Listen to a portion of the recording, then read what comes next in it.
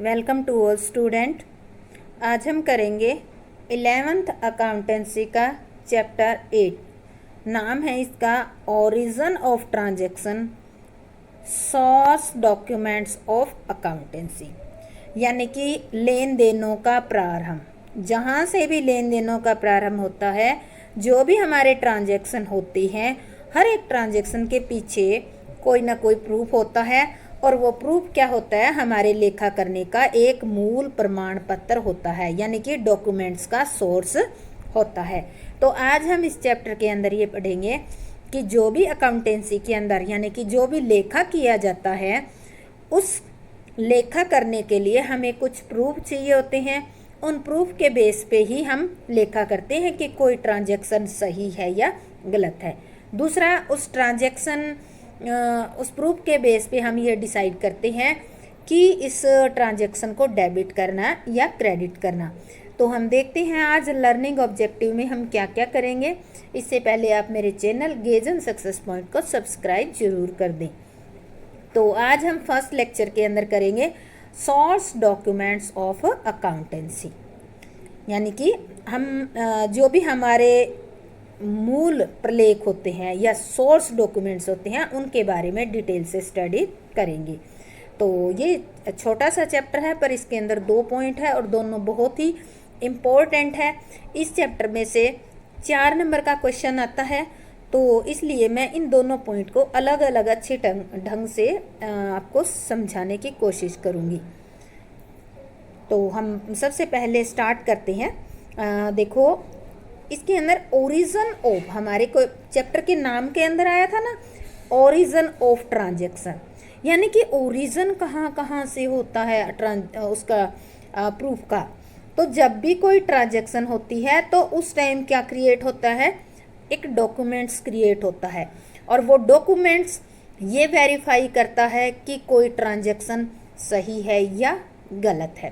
तो ये 2 टाइप के डॉक्यूमेंट्स होते हैं। एक पहले को हम कहते हैं सोर्स डॉक्यूमेंट्स ऑफ अकाउंटेंसी, यानी कि लेखा करने के मूल प्रपत्र, जिसको हिंदी में हम कहते हैं। तो ये कब क्रिएट होते हैं, जब भी आप कोई डीलिंग करते हो। जैसे आपने माल परचेज किया है, तो आप क्या करते हो, आपको सेलर से एक बिल मिलता है, तो वो बिल ही क्या है, आपकी परचेजिंग का डॉक्यूमेंट्स है। उस बिल को देखकर आप वेरीफाई करोगे कि हमने किस व्यक्ति से कितने रुपए का माल परचेज किया है। तो उस बिल को आप क्या कहोगे, सोर्स डॉक्यूमेंट ऑफ अकाउंटेंसी। अभी उस बिल के बेस पर सेकंड नंबर पे आता है वाउचर ऑफ अकाउंटेंसी। अब ये जो बिल है, ये तो ये वेरीफाई कर रहा है कि कोई एक ट्रांजैक्शन हुई है, वो इतने रुपए की हुई है, ठीक है। अब इसके बेस पर अगर आप डिसीजन लेते हो कि ये जो हमारी ट्रांजैक्शन है वो किससे रिलेटेड है, कैश से रिलेटेड है या नॉन कैश से, तो इसके बेस पे यानी कि सोर्स डॉक्यूमेंट्स के बेस पे जो डिसीजन लिया जाता है कि किस ट्रांजैक्शन को कैश मानना है, कैश है या नॉन कैश है, या उसका लेखा आपको डेबिट में करना है या क्रेडिट में करना है, तो उसको कहते हैं वाउचर ऑफ अकाउंटेंसी, यानी कि लेखा करने के प्रमाण। क्या कहते हैं, लेखा करने के प्रमाण। तो वाउचर ऑफ अकाउंटेंसी जो होते हैं वो भी 2 टाइप के होते हैं। सबसे पहला हमारा आता है कैश वाउचर। अब देखो, कैश का जिक्र आ जाता है, वहाँ तो आप कैश रिसीव्ड भी कर सकते हो और पे भी कर सकते हो, ठीक है। नॉन कैश होता है, उसके अंदर तो कैश नहीं होता।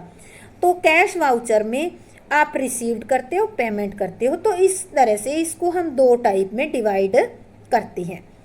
एक को कहते हैं कैश पेमेंट, जो आप नगद में पेमेंट करते हो, ठीक है, इसको हम कहते हैं डेबिट वाउचर, ठीक है। और दूसरा होता है कैश रिसीप्ट, इसको हम क्या कहते हैं, क्रेडिट वाउचर। तो इस तरह से कैश वाउचर को हम 2 पार्ट में डिवाइड कर देते हैं। और दूसरा होता है हमारा नॉन कैश वाउचर, इसको आप ट्रांसफर वाउचर भी कह सकते हो, या ये वाउचर अभी आपको कहे कि ये क्रिएट कब होता है, तो आप ये कहोगे कि जब क्रेडिट डीलिंग होती है, यानी कि जब आप उधार में माल खरीदते हो, उधार में माल बेचते हो, तब नॉन कैश वाउचर क्रिएट होता है। तो अब आपके सामने आ गया सोर्स डॉक्यूमेंट्स ऑफ वाउचर और voucher of source documents of accountancy और वाउचर ऑफ अकाउंटेंसी। अब इन दोनों का एक लाइन में और समझा देती हूँ। ऐसे डॉक्यूमेंट्स जो किसी ट्रांजैक्शन के होते ही क्रिएट होते हैं उनको हम क्या कहते हैं? Source documents. फॉर एग्जाम्पल, माल क्रय किया है तो माल क्रय करने से क्या मिला आपको? एक बिल। तो बिल आपका क्या होगा? Source documents. अभी सोर्स डॉक्यूमेंट्स के बेस पर अगर ये डिसाइड किया जाता है कि इनका लेखा कैसे किया जाए, डेबिट में, क्रेडिट में, या इसको कौन सा माना जाए, कौन सी डीलिंग मानी जाए, कैश डीलिंग या नॉन कैश डीलिंग, तो इस तरह से जो डिसीजन लिया जाता है इन सोर्स डॉक्यूमेंट्स के बेस पे उसको कहा जाता है वाउचर ऑफ अकाउंटेंसी। तो अब हम आज के लेक्चर के अंदर केवल हम सोर्स डॉक्यूमेंट्स के बारे में ही स्टडी करेंगे। तो हम करते हैं स्टार्ट। सबसे पहले हम पढ़ते हैं ओरिजिन ऑफ ट्रांजैक्शन। अभी देखो हमने वैसे पढ़ लिया उस चार्ट के अंदर, थोड़ा सा हम थ्योरी के अंदर, क्योंकि थ्योरी का ही चैप्टर है तो थ्योरी आएगी इसमें से। तो थ्योरी किस तरह से अटैम्प्ट करनी है, कितनी अटैम्प्ट करनी है, तो इसके बारे में थोड़ा सा हम रीड कर लेते हैं। प्रत्येक व्यवसाय में प्रतिदिन विभिन्न लेन देन किए जाते हैं, जैसे माल और सेवाओं का क्रय विक्रय, नकदी की प्राप्ति और भुगतान। प्रत्येक लेन देन लिखित प्रलेखों द्वारा प्रमाणित होते हैं, जैसे कैश मेमो, बीजक, बिल। मैंने बिल का नाम आपको बताया था ना, डेबिट नोट। इनको डिटेल में पढ़ेंगे, समझ आ जाएगा आपको। तो ये जो हर एक ट्रांजैक्शन के बाद उस ट्रांजैक्शन को वेरीफाई करने के लिए जो प्रमाणित प्रपत्र जो लिखे जाते हैं वही हमारे क्या होते हैं? सोर्स ऑफ डॉक्यूमेंट्स होते हैं। इनको ही सोर्स डॉक्यूमेंट्स कहा जाता है। अब आता है इनका मीनिंग क्या है। अगर आपसे पूछ लिया जाए कि explain the meaning of source documents of accountancy, तो आप इजीली इसका मीनिंग दे सकते हो कि लेखांकन के मूल प्रलेख किसी व्यवसायी लेन देन के विवरण का सर्वप्रथम सबसे पहला रिकॉर्ड है। यानी कि अभी आपको पता चल गया कि जैसे ही ट्रांजैक्शन होती है तो उस ट्रांजैक्शन के साथ क्या लिखा जाता है? एक बिल। तो इसी कारण कहा है कि जो हमारे मूल प्रलेख होते हैं किसी भी व्यावसायिक लेन देन, कोई भी बिजनेस की डीलिंग होती है, उसका सबसे पहला रिकॉर्ड होता है। इस पे जो ये रिकॉर्ड होते हैं इस पे क्या होता है? डेट, अमाउंट, जो पार्टीज होती है और लेन देन की प्रकृति के विषय में जानकारी होती है। अब आता है कि लेन देन की प्रकृति। अब लेन देन की प्रकृति आपकी नगद भी हो सकती है, उधार भी हो सकती है, नगद आपकी रिसीव भी हो सकती है, नगद आपकी पेमेंट भी हो सकती है। तो इनसे हमें इन चीज़ों के बारे में जानकारी मिलती है। पुस्तकों में मूल प्रलेखों के आधार पर ही एंट्री की जाती है। जो बुक्स के अंदर हम एंट्री करेंगे वो किसके बेस पे करेंगे?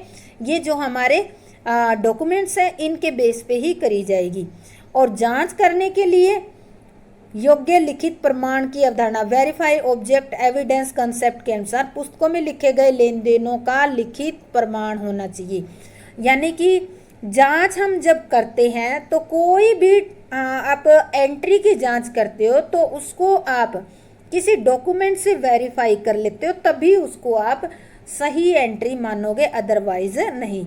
यानी कि कोई एक एंट्री है 5,000 रुपये की कर रखी है आपने, अगर उसका कोई एविडेंस नहीं मिलता है तो वो एंट्री जो है आपकी नज़र में इलीगल मानी जाएगी।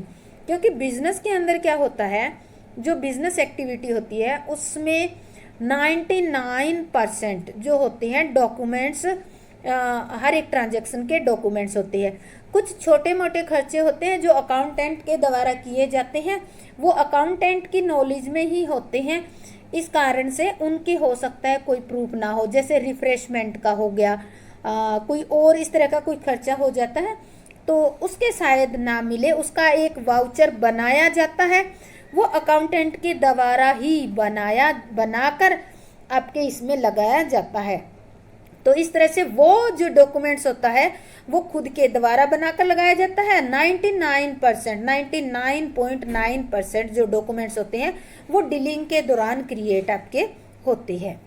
तो किसी भी अगर विवाद की दशा में ये कानूनी प्रमाण का कार्य भी करते हैं। तो ये थे हमारे सोर्स डॉक्यूमेंट्स ऑफ अकाउंटेंसी। अब आता है कि ये डॉक्यूमेंट्स है कौन कौन से। अब इनकी हम डिटेल पढ़ेंगे।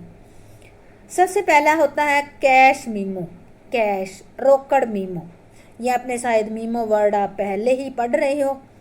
तो जब व्यापारी नगद माल बेचता है, जब कोई भी ट्रेडर कैश में सेल करता है तो कैश मीमो देता है। मान लेते हैं दो ट्रेडर है, यहाँ पे एग्जांपल लेते हैं, ए ट्रेडर है और बी ट्रेडर है, ठीक है।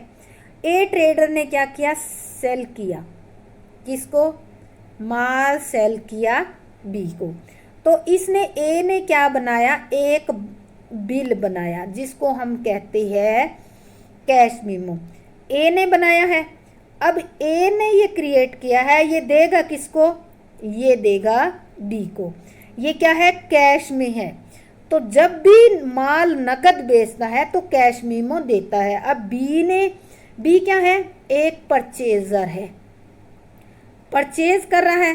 तो जब भी वो नगद में माल परचेज करता है तो माल के साथ साथ उसको क्या मिलता है, कैश मीमो भी मिलता है। और इसके बाद सेकंड नंबर का हमारा आता है, और इस मीमो पे सच्ची लिखा क्या जाता है, इस मीमो पे डिटेल ये लिखी जाती है कि किस रेट का माल है, किस क्वांटिटी का। ये बिल दिखा देती हूँ आपको आगे, कैश मीमो का एक एग्जांपल दिखा देती हूँ, समझ आ जाएगा। आप जब किसी दुकान पे से कहते हैं ना बिल लेके आया करो जो भी माल खरीदते हो, तो ऐसा ऐसा आपको बिल मिलता होगा। यहाँ पे 2 आपका नाम आएगा, ये डिफेंस कॉलोनी नई दिल्ली एड्रेस हो गया, ये डेट होगी। ये डेट कौन सी लिखी जाती है, आप जो जिस तारीख को माल खरीदते हो वो। जैसे इन्होंने लिखा, यहाँ क्वांटिटी होगी, कितनी क्वांटिटी, 3 क्वांटिटी खरीदी। टाइटन रिगेलिया D06 2300 रुपये का। रेट क्या है, 2300 रुपये रेट लिखा होता है, आपने लिख दिया रेट 2300 रुपये, 2-3 क्वांटिटी खरीदी है तो ये हो गया। फिर इसका दूसरे का आ गया, टोटल कितना आ गया, ये लेस इसने 10% आपको डिस्काउंट दिए, टोटल कितना हो गया ये।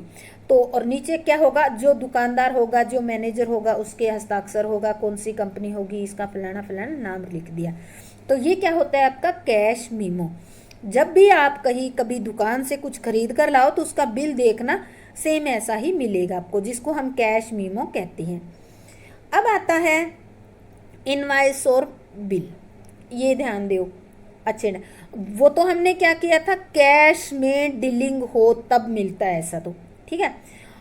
अब क्या है, इससे दूसरा पॉइंट है, जब व्यापारी उधार माल बेचता है तो वह एक विक्रय बीजक बनाकर ग्राहक को बेचता है। बीजक मतलब होता है इनवॉइस। क्या होता है, इनवॉइस।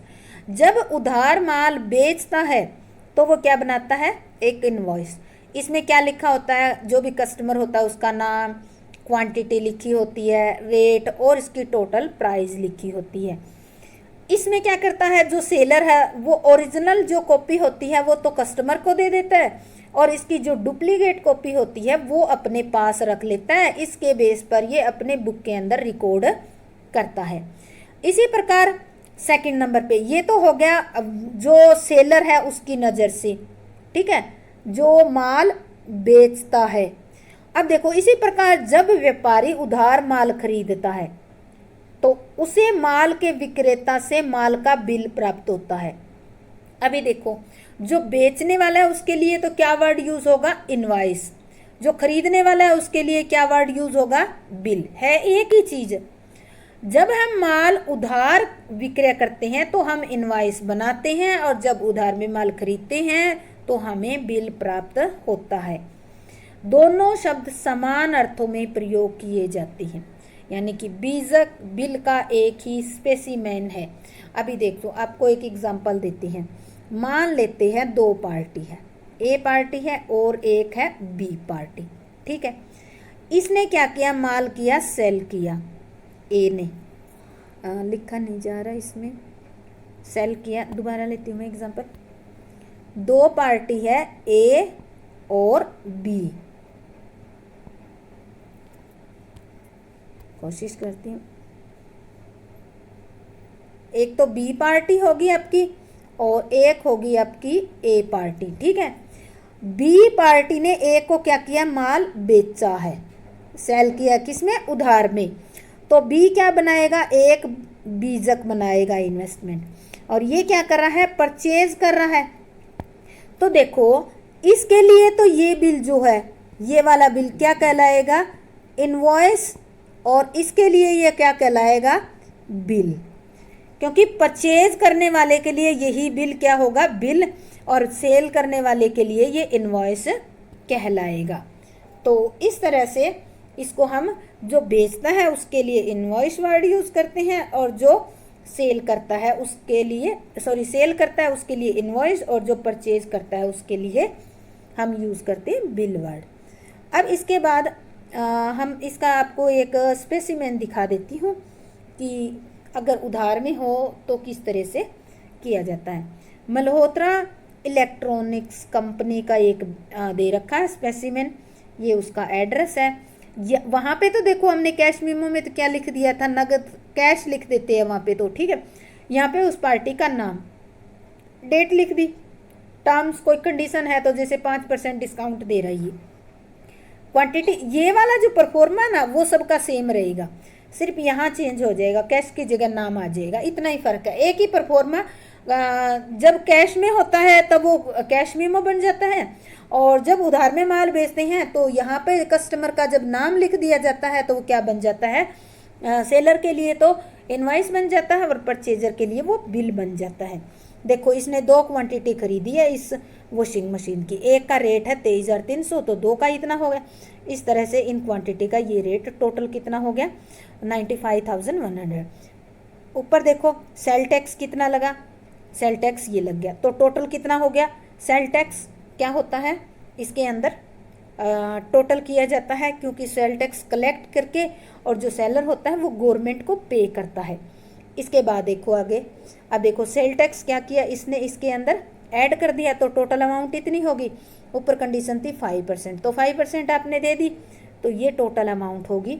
अब ये जो है, जो क्वांटिटी टोटल कितनी होगी, 5 होगी। यहाँ जो भी फर्म है वो अपने सिग्नेचर यहाँ पर कर देगी। तो इस तरह से ये होता है हमारा इनवॉइस और बिल। इसके बाद आता है रसीद क्या होती है। रसीद का तो शायद आपने जिक्र सुना ही होगा। जब किसी ग्राहक से कोई रुपया प्राप्त करते हैं तो उसे रसीद देते हैं, जिस पर डेट, अमाउंट, कस्टमर का नाम ये लिखी होती है। इस रसीद की क्या होती है, ओरिजिनल कॉपी तो कस्टमर को दे दी जाती है और डुप्लीकेट कॉपी अपने पास रख ली जाती है। इस डुप्लीकेट कॉपी के बेस पे क्या होगा, अपनी बुक के अंदर लेखा किया जाएगा। इस प्रकार व्यापारी किसी को भुगतान करता है तो वो रसीद प्राप्त करता है, तो ये रसीद। इसके बाद आता है डेबिट नोट। अब ये आपको ध्यान से समझना है, डेबिट नोट कब क्रिएट होता है, जब हम किसी पूर्तिकर्ता सप्लायर को माल वापस करते हैं तो हम एक डेबिट नोट तैयार करते हैं और इसे वापस किए गए माल के साथ पूर्तिकर्ता को भेज देते हैं। अब देखो यहाँ क्या कहा, जब माल वापस करते हैं, मान लेते हैं हम ए पार्टी है और एक आपकी है बी पार्टी, ठीक है। ये जो है माल इसने सेल किया है और बी ने क्या किया है, ये परचेज करने वाला हो गया।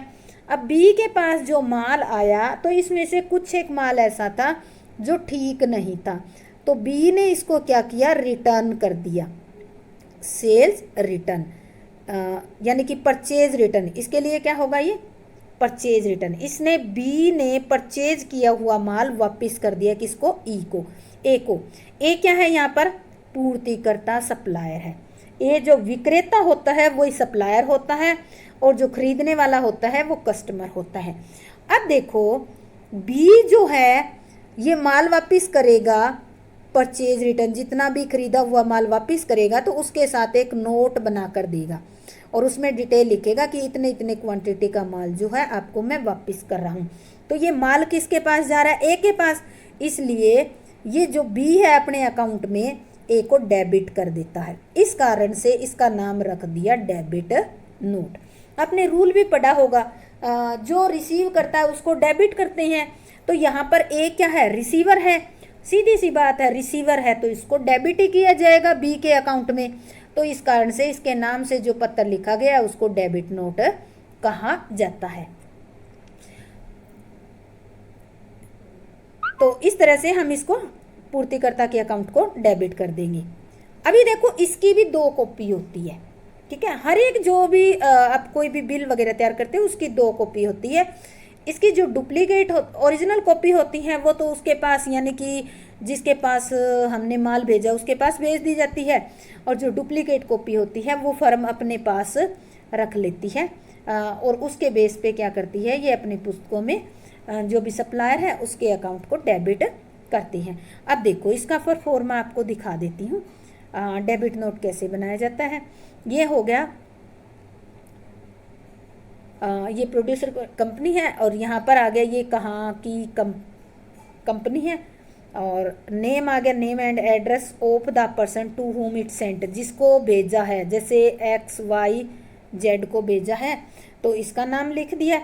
अच्छा, we are debiting your account as follow, यानी कि इनके अकाउंट को हमने डेबिट कर दिया, और ये माल जो है ये इतने रुपए का 15 जीप टॉर्चर इस तरह से कोई माल था, इनवाइस नंबर था उसका इतना, तो ये हमने वापस भेज दिया। और उसके बाद जो भेजने वाली कंपनी है वो उसका मैनेजर यहाँ पर साइन कर देगा। तो इस तरह से जो माल वापस भेजा जाता है तो उसको उसके साथ में एक डेबिट नोट भेजा जाता है। तो ये था हमारा डेबिट नोट। अब आता है क्रेडिट नोट क्या होता है, ठीक है। अभी जो है ना ऊपर वाला बताया ना डेबिट नोट, वहां पे माल किसके पास आ रहा था, ए के पास आ रहा था, और भेज कौन रहा था, बी भेज रहा था, ठीक है। एक पत्र था, ये बी ने भेजा है तो बी के लिए ये क्या हो गया, डेबिट नोट, और इसको मिल रहा है ए को, तो ए के लिए क्या हो गया, ये क्रेडिट नोट। एक ही प्रपत्र एक ही टाइम में दोनों के लिए अलग अलग होता है। देखो अब ये तो करेगा, बी तो करेगा डेबिट नोट, बी ने अपने अकाउंट में ए को डेबिट कर दिया, और सी जो है वो क्या करेगा, अपने अकाउंट में बी को क्रेडिट करेगा, इस कारण से ये क्रेडिट नोट बनता है। तो आप देखो इसके डिटेल से पढ़ते हैं। क्रेडिट नोट, जब व्यापारी को उधार विक्रय किया हुआ माल वापस प्राप्त होता है तो वह ग्राहक को जमा पत्र भेजता है, यानी कि बेचा हुआ माल वापस आता है तो उसके साथ उसके पास क्या आएगा, एक जो आपको बताया कि एक बिल भी आएगा, जिसके आधार पर वह ग्राहक के खाते को क्रेडिट करता है, और जमा पत्र की एक प्रतिलिपि पुस्तकों में लेखा करने के लिए अपने पास रख लेता है। अब देखो डेबिट क्रेडिट वाला रूल, जिसको मिलता है उसको डेबिट किया जाता है। अभी 2 थे, ठीक है, ए और बी जो अपनी बुक में ए को क्या करेगा, ए को डेबिट करेगा, ठीक है, और ए जो है बी को क्या करेगा, क्रेडिट करेंगे। अभी देखो ये इसके अकॉर्डिंग ये ए जो है प्राप्त करने वाला है तो बी ने डेबिट कर दिया, ए के अकॉर्डिंग बी क्या है, गिवर है, तो इसने इसको क्रेडिट कर दिया। तो इस तरह से हम डेबिट नोट और क्रेडिट नोट बनाते हैं। इसके बाद आता है पे इन स्लिप, ये कब भरी जाती है। देखो आप बैंक में तो जाते हो तो वहाँ पे आपको काउंटर पे स्लिप मिलती है, अगर आप पैसा जमा कराने जा रहे हो तो। जमा पर्ची एक ऐसा फार्म होता है जो बैंक से प्राप्त होता है और बैंक में रुपया जमा कराने के लिए प्रयोग किया जाता है। प्रत्येक जमा पर्ची के साथ एक रसीद होती है, काउंटर फाइल होती है, जिस पर बैंक का रोकड़िया अपने हस्ताक्षर करके बैंक की मोहर लगाकर वापस कर देता है। अब देखो ऐसा फार्म होता है, आप कहीं जाओगे बैंक में जमा कराने तो यहाँ एक डॉट सी लगी हुई अलग, ये डॉट वाली लाइन होती है, यहाँ पे जो डिटेल होती है वो सेम डिटेल यहाँ होती है। आपने क्या किया, इस फार्म को भरकर आपने वहाँ जो कैशियर बैठा है उसको दिया, तो उसने क्या किया, इसको फाड़कर ये वाला पोर्शन तो वो अपने पास रख लेता है और इस पे स्टैंप लगा के और वो आपको वापस लौटा देता है। तो इस पोर्शन को कहते हैं ये कहा जाता है कि ये काउंटर फाइल होती है, ठीक है, और ये हमारी पूरी जमा पर्ची होती है। तो इसका परफॉर्मा नहीं दे रखा है, आप देख लेना, बैंक में जाते ही रहते हो तो आपको इजीली मिल जाएगा। इसके बाद आता है चेक। क्या होता है चेक? जो होता है किसी बैंक पर लिखा गया एक आदेश पत्र होता है, जिसमें बैंक को ये आदेश दिया जाता है कि वो इसमें लिखी राशि इसके या तो वाहक को या जिसका नाम लिखा उसे अदा करे। वह कौन होता है अभी आपको बताऊंगी। और जिसका नाम लिखा होता है उसको तो देनी होती है। प्रत्येक चेक के साथ एक काउंटर फाइल लगी होती है, जो अभी आपको बताया ना पे इन स्लिप, ऐसी ऐसी काउंटर फाइल भर के आपको चेक के साथ लगाकर देनी होती है, जिसमें वो सारी बातें लिखी जाती हैं जो चेक में लिखी गई है, वही बातें लिखी जाएगी। और प्रति पत्रक यानी कि काउंटर फाइल भविष्य के लिए सुरक्षित रखने के लिए, यानी कि चेक के संदर्भ में कोई डिटेल जाननी हो तो उसके बारे के लिए रखी जाती है। चेक जो दे रखा है इसका एक स्पेसिमेन देखो, ये तो पुराना चेक का फोटो दे रखा है, कोई बात नहीं, फिर मैं आपको समझाने की कोशिश करूंगी। यहाँ पर क्या लिखा होता है, बैंक का नाम लिखा होता है, और यहाँ पर लिखी होती है डेट, ठीक है। और यहाँ पर धारक या बीरियर, ये कौन होता है धारक और बीरियर, अगर इस यहाँ पर आपने लिख दिया सेल्फ, ठीक है, और यहाँ पर फिगर में अमाउंट भरी जाती है, जैसे 1,20,200 इस तरह से, और यहाँ पर मान लेते हैं 10,000 है, तो यहाँ लिखेंगे 10,000 हिंदी या इंग्लिश में, और यहाँ हम 10,000 इस तरह से लिख देती हैं, ठीक है। इसके बाद ये बैंक का अकाउंट नंबर होता है, और नहीं ये नया ही है, ठीक है, चेक का ये होता है। यहाँ पर जो चेक जिसने चेक दिया उसके सिग्नेचर होते हैं, यहाँ सिग्नेचर होंगे, और 2 सिग्नेचर इस चेक के पीछे किए जाएंगे, और ये चेक का नंबर होता है। ये समझ में आ रहा है आपको, थोड़ी सी और सी राइटिंग में है, यहाँ पर ये जो फर्स्ट में लिखा होता है ये चेक का नंबर होता है। तो इस तरह से ये चेक भर कर दिया जाता है, उसके साथ साथ इस चेक के पीछे यही वाला व्यक्ति जो यहाँ साइन कर रहा है वो इसको 2 साइन भी करेगा। अब आता है धारक या बीरियर कौन होता है।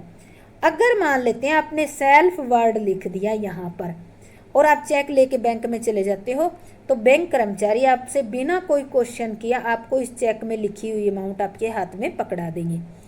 अगर आपने क्या किया, यहाँ पर सेल्फ नहीं लिखा, यहाँ पर लिख दिया जैसे राम लिख दिया, ठीक है, नाम लिख दिया राम, तो और यहाँ पे इसको 2 बार क्रॉस कर दिया, इसको क्रॉस चेक कहते हैं। तो ये जो इसमें जो 10,000 रुपये भरे हुए हैं ना, ये 10,000 रुपये आपको नगद नहीं मिलेंगे कर्मचारी के द्वारा, ये रुपये राम के खाते में जमा हो जाएंगे। अब आता है बात, कई बार आप सुनते हो क्रॉस चेक, अनक्रॉस चेक, तो अगर यहाँ 2 छोटी छोटी लाइन लगा देते हो तो ऐसे चेक को क्रॉस चेक कहते हैं, और इस चेक में कोई भी टाइप की मिस्टेक या घपला होने के चांसेस नहीं होते। अगर आप यहाँ पर क्रॉस नहीं करते हो तो उसको अनक्रॉस चेक बोला जाता है। ये मैंने क्रॉस कर दिया तो इसी को कहा जाता है क्रॉस चेक। तो इस तरह से ये हमारे थे सोर्स ऑफ डॉक्यूमेंट। तो बच्चों, आपको अगर अच्छी ढंग से समझ आ गया है तो मेरे चैनल को लाइक, शेयर और सब्सक्राइब जरूर करें। धन्यवाद। जय हिंद, जय भारत।